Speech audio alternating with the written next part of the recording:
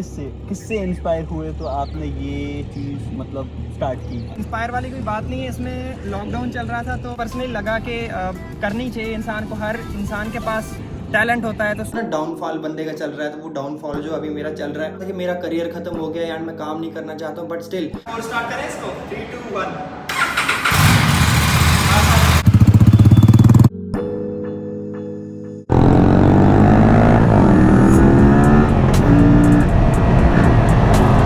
So hey guys, good afternoon, welcome back to my YouTube channel. कैसे हो आप सब लोग? उम्मीद करता हूँ आप एकदम से बढ़िया होंगे। आज के ब्लॉग की शुरुआत अपने घर से करते हैं। और आज ये कोई ब्लॉग जैसे आप मेरा नॉर्मल ट्रैवल देखते हो, हम बाहर जाते हैं, चिल करते हैं, बहुत सारी चीज़ें, तो ये सब चीज़ें नहीं होने वाली। बहुत ज़्यादा कांप भी रहा हूँ ये चीज़ बोलते हुए कि मैं आपके साथ कुछ सच बोलने जा रहा हूँ जो मेरी लाइफ की जर्नी में बहुत सारी चीज़ें आप तो इवन जानते हो, लेकिन कुछ ऐसी स्टोरीज़ है जो मैंने आज तक आपके साथ कभी बोली नहीं है भाई।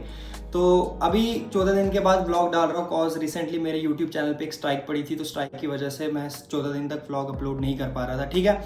तो अब मैंने दिल रखा है कि आपको सब चीज़ें बोलूँ। तो बात ऐसी है कि भाई मेरी लाइफ में ना यूट्यूब ने मुझे सब चीज़ें दी, मुझे फेम दी, मुझे इज़्ज़त दी, इवन मुझे बहुत सारा पैसा दिया।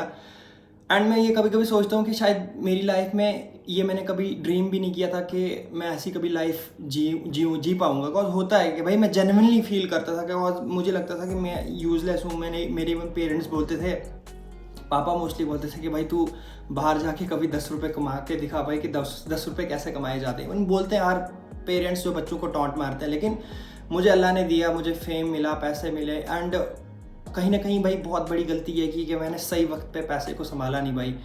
एंड यूट्यूब ने अभी भी, मैं ये नहीं बोल रहा हूँ कि यूट्यूब मुझे पैसा नहीं दे रहा। अभी लास्ट मंथ की इनकम आपको बोलूँ तो आपसे झूठ नहीं बोलूँगा भाई। तो ये स्क्रीनशॉट भी है साथ में, तो $184 कुछ दिए भाई, जो कि अराउंड 18,000 के क्लोज बनता है। तो विदाउट प्रमोशन से, तो बस यूट्यूब की एक मनी है जो उसने पे किया।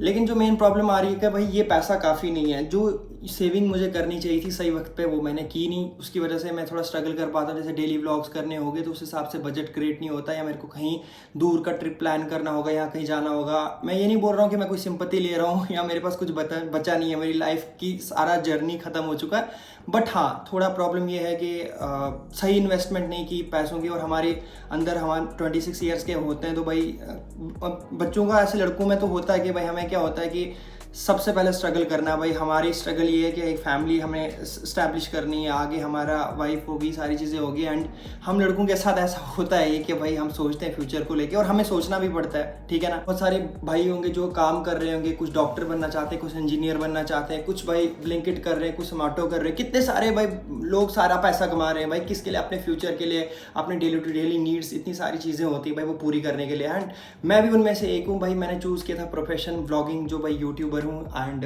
मैंने एक वुल्फ नाम रखा था, जिसका नाम इतना ज़्यादा आप सब लोगों की वजह से पॉपुलर हुआ। मुझे नहीं पता था कि भाई मैं कभी एक्सपेक्ट नहीं कर रहा था कि इस लेवल की सारी चीज़ें मिलेंगी। लेकिन द पॉइंट इज़ अब ऐसी कंडीशन हो गई है थोड़ा कि चलो, एक छोटा सा केक है, ये हम अपनी फैमिली के साथ कट करते हैं। जैसे सिस्टर कह रही है मैं बीमार हूँ तो मेरा हाल नहीं पूछ रहा है, एंड इसको ले जाते हैं अभी। उल्टी साइड से काटेंगे, ज्यादा अच्छी साइड है। तो एक बाइट 100 के जिसके वजह सबसे पहले उसको स्टेप बैक हो गया हूँ। मतलब होता है ना, डाउनफॉल बंदे का चल रहा है, तो वो डाउनफॉल जो अभी मेरा चल रहा है।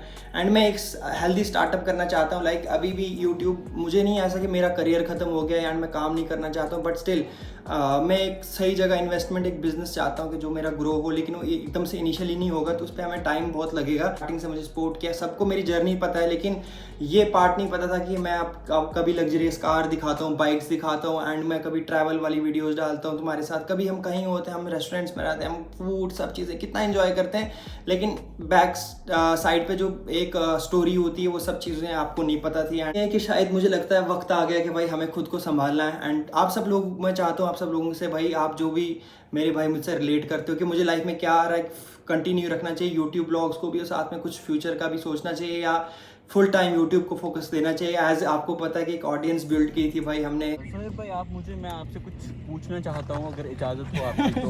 हाँ, क्यों नहीं आप इंस्पायर किससे इंस्पायर हुए तो आपने ये चीज़ मतलब स्टार्ट की?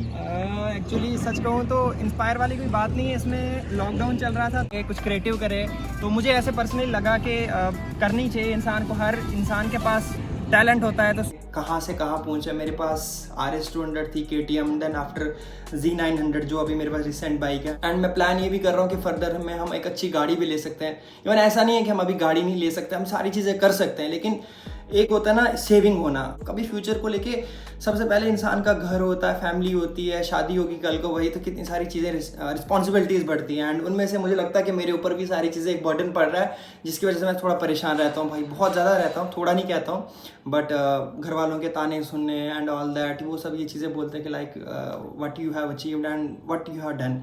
आपने जितना पैसा कमाया है कहाँ पे हो, यूट्यूब ने पे किया कहाँ पे। एंड सीरियसली मैं ये चीज़ बोल रहा हूँ कि बहुत ज़्यादा फक्ड ऑफ चल रही है थोड़ी लाइफ, पिस्ड ऑफ हूँ थोड़ा, तो बस चीज़ें सही हो जाए। मैं आप सब लोगों की एक ऑनेस्ट ओपिनियन चाहता हूँ कि आप मुझे फर्दर क्या बोलते हो कि भाई द वाइल्ड उर्फ को वापस आना चाहिए अपने पुराने अंदाज में, कंटिन्यूसली व्लॉग करने। देख रहे हो भाई,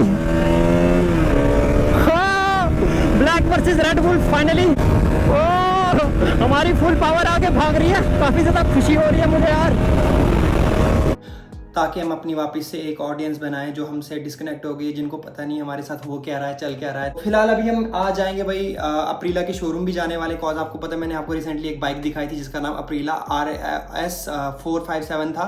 एंड वो चीज़ हम सीधा राइड पे लेके जाएंगे उस बाइक को, कॉज मेरे को बाइक बहुत एग्रेसिव एंड बहुत प्यारी लगती है भाई। तो मेरे ब्रांड के साथ बात हुई थी उनके साथ, तो उन्होंने कहा था कि आप आ जाना सर, कभी भी आ सकते हो, मोस्ट वेलकम। तो हम इसको घूमने सिद्रा लेके जाएंगे भाई।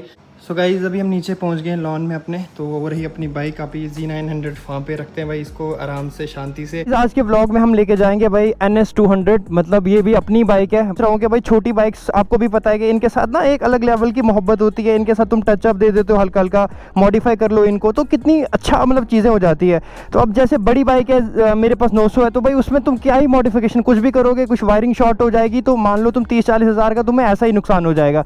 तो ये मेरे को बहुत प्यारी लगती है, इसकी ग्राफिक्स भी अच्छे लगते हैं। RS आप कमेंट करके बताना किस किस की फेवरेट बाइक थी। जब मैं स्टार्टिंग में व्लॉग बनाता था ना, बहुत सारे मुझे लोग बोलते थे NS 200 भी उनकी एक फेवरेट बाइक है। तो तो ये BS4 वाला मॉडल है जो मेरे पास RS थी, सेम उस टाइम का ही मॉडल ये भी है। ये चीज़ मेरे को बहुत प्यारी लगती है यार, ये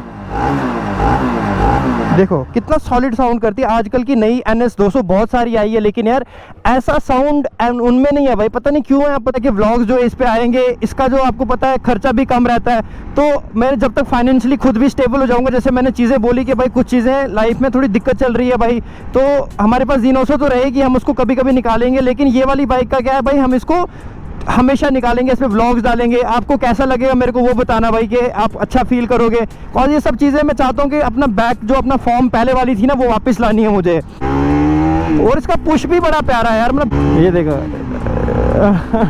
भाई पावर तो है भाई। आगे तुम्हें देखो भाई, गाड़ी कितनी सुंदर लग रही है यार। ओहो हो, ये कौन सी गाड़ी है यार? जैगवार है यार, ये छोटी सी है भाई, बड़ी प्यारी गाड़ी है यार। और बेनिफिट देखना कैसे निकल जाएगी यहाँ से जम्मू में आजकल ऐसा ही चलता है भाई। फाइनली ये देखो भाई अप्रीला का शोरूम सामने है भाई। ये वाला कौन सा बाइक है यार? ये तो बड़ा प्यारा है भाई, 400 सीसी है ये भी। टूनो, अच्छा सेम वो जितना हुआ है जो ना Z900 के लिए सेम उसी की तरह। मैं तुम्हें सामने दिखाता हूँ, ये देखो अप्रीला पूरा नाम दिखता है ऐसे। ओह ओह ओह, ये अंडरबेली एग्जॉस्ट है इसमें, पूरा ऐसे साउंड कर रहा है बाहर पूरा, और बेस वाली साउंड निकाल रहा है। ऐसा नहीं है कि कोई सिंपल साउंड निकाल रहा है। ये भाई इसमें तुम थोड़ा रेनबो का कलर देख रहे हो, थोड़ा इस पर सनलाइट गिर रही है। इसका सबसे तो सामने फेस मेरे को अच्छा लगा था, सन की पूरी लाइट पड़ रही है इस पर। देखो ये इसके इस तरह के अलॉय रहेंगे। तो बैक से RS 457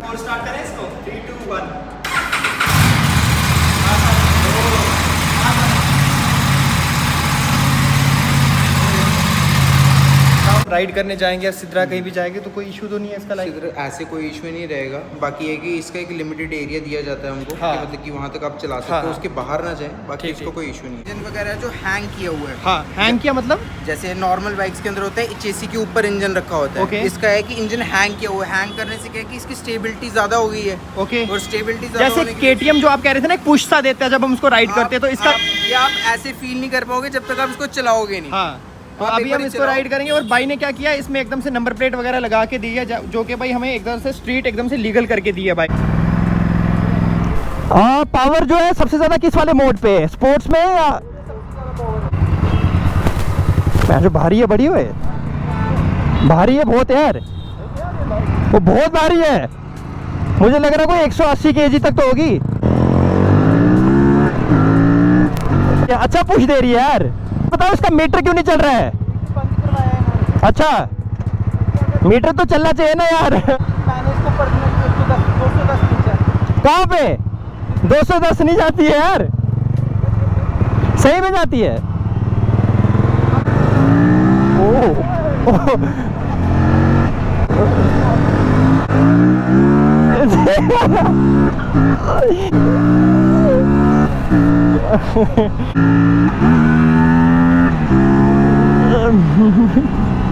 अभी चलते हैं भाई हम यहाँ पे अपने सैनिक कॉलोनी वाली साइड, यहाँ पे कंटेंट शूट करने की अच्छी सी जगह देखते हैं। वैसे तो ये वाला इलाका ना काफ़ी ज़्यादा पॉश है हमारे जम्मू में, कॉज यहाँ पे ना सारे VIPs वगैरह रहते हैं और यहाँ पे एक स्कूल भी है हेरिटेज। Z900 ली थी तो मैं यहाँ आया हुआ था भाई, ठीक है। तो ये कुछ मेरे को हैंगिंग सी लग रही है, लीन के टाइम ना थोड़ा ऐसे ऐसे कर रही है, कुछ मूवमेंट सी है। भाई तो सीधा बुलेट को ही भगाने लग गया भाई इसके साथ, तो भाई बेइज्जती है इसकी यार। ना बुलेट को तो नहीं मानती है। 390 तो कुछ नहीं है इसके सामने। 390 तो अभी ठीक है, पावर है 390 में भी, लेकिन इतनी पावर नहीं है यार। इसमें एक्सेलरेशन अभी भी कम लगेगा। जो टूनो है ना, हाँ इतना गंदा रॉ पावर निकलता है ना। कोई सी नहीं, हम टोनो भी चलाएंगे बाद में, उसको भी राइड करेंगे इंशाल्लाह। इसमें ये दूसरा गियर है, ये दूसरे गियर में चल रही है।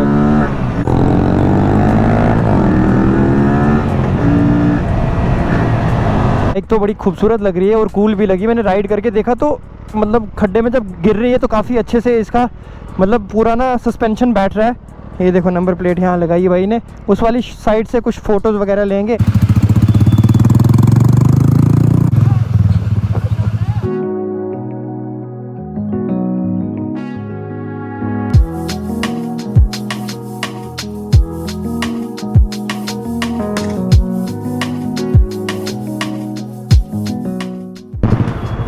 सो गाइस फाइनली हम पहुंचने वाले हैं वापस से शोरूम। भाई अब क्या होल्ड बैठ गया मेरा इसके ऊपर, प्रॉपर जो होता है ना खतरनाक वाला है। सो गाइस अभी भाई अपने हमें दिखा रहे थे कि बंडाना को प्रॉपरली वेयर कैसे किया जाता है। एक आपने सरदार जी वाला बताया, अब ये वाला कौन सा, ये दिखाओ। ये नॉर्मल है, मतलब जैसे आप कहते हो ना GTA स्टाइल बताया। अरे वो तो बार बार बोलता है GTA सैन एंड्रियास जो गेम खेलते थे भाई, तो GTA वाले जो है ये अच्छा रहता है। गाना बड़ा प्यारा रहता है भाई, मेरे को बहुत अच्छा लगा है इसको वेयर करके। बाल भी काफ़ी अच्छे रहते हैं इसमें।